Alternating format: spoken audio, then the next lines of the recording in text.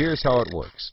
A family wants a house, so they save for a down payment and contact a mortgage broker. The mortgage broker connects the family to a lender who gives them a mortgage. The broker makes a nice commission. The family buys a house and becomes homeowners. This is great for them because housing prices have been rising practically forever. Everything works out nicely. One day, the lender gets a call from an investment banker who wants to buy the mortgage. The lender sells it to him for a very nice fee. The investment banker then borrows millions of dollars and buys thousands more mortgages and puts them into a nice little box. This means that every month he gets the payments from the homeowners of all the mortgages in the box. Then he sicks his banker wizards on it to work their financial magic, which is basically cutting it into 3 slices: safe, okay, and risky. They pack the slices back up in the box and call it a collateralized debt obligation, or CDO. A CDO works like 3 cascading trays. As money comes in, the top tray fills first, then spills over into the middle, and whatever is left into the bottom. The money comes from homeowners paying off their mortgages. If some owners don't pay and default on their mortgage, less money comes in, and the bottom tray may not get filled. This makes the bottom tray riskier, and the top tray safer. To compensate for the higher risk, the bottom tray receives a higher rate of return, while the top receives a lower, but still nice return. To make the top even safer, banks will insure it for a small fee called a credit default swap. The banks do all of this work so that credit rating agencies will stamp the top slice as a safe AAA rated investment, the highest, safest rating there is. The OK slice is BBB, still pretty good, and they don't bother to rate the risky slice. Because of the AAA rating, the investment banker can sell the safe slice to the investors who only want safe investments.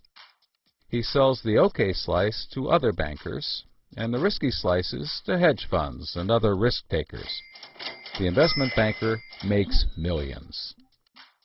He then repays his loans. Finally, the investors have found a good investment for their money, much better than the 1% Treasury bills. They're so pleased they want more CDO slices. So the investment banker calls up the lender, wanting more mortgages. The lender calls up the broker for more homeowners, but the broker can't find anyone. Everyone that qualifies for a mortgage already has one, but they have an idea.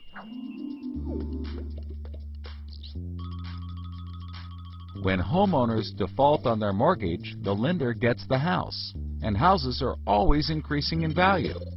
Since they're covered if the homeowners default, lenders can start adding risk to new mortgages, not requiring down payments, no proof of income, no documents at all. And that's exactly what they did.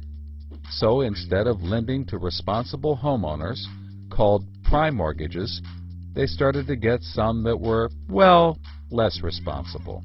These are subprime mortgages. This is the turning point. So, just like always, the mortgage broker connects the family with a lender and a mortgage, making his commission. The family buys a big house. The lender sells the mortgage to the investment banker, who turns it into a CDO and sells slices to the investors and others. This actually works out nicely for everyone and makes them all rich. No one was worried because as soon as they sold the mortgage to the next guy, it was his problem. If the homeowners were to default, they didn't care.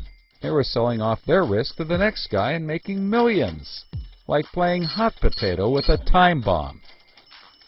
Not surprisingly, the homeowners default on their mortgage, which at this moment is owned by the banker.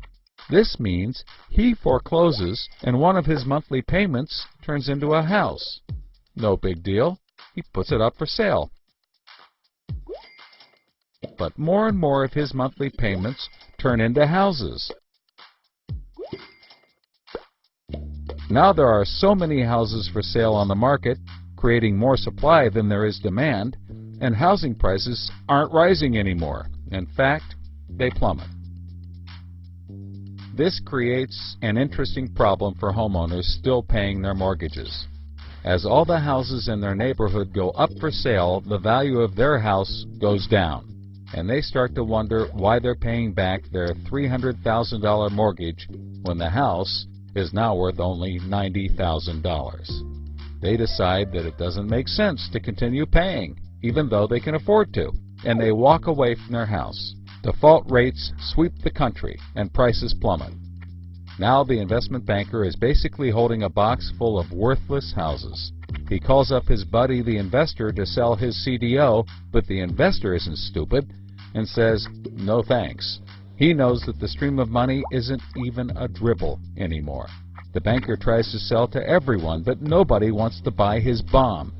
He's freaking out because he borrowed millions, sometimes billions of dollars to buy this bomb, and he can't pay it back. Whatever he tries, he can't get rid of it. But he's not the only one.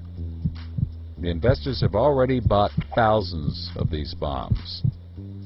The lender calls up trying to sell his mortgage, but the banker won't buy it, and the broker is out of work. The whole financial system is frozen, and things get dark.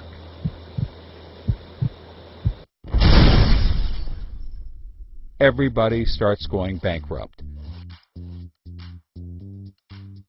But that's not all. The investor calls up the homeowner and tells him that his investments are worthless. And you can begin to see how the crisis flows in a cycle. Welcome to the crisis of credit.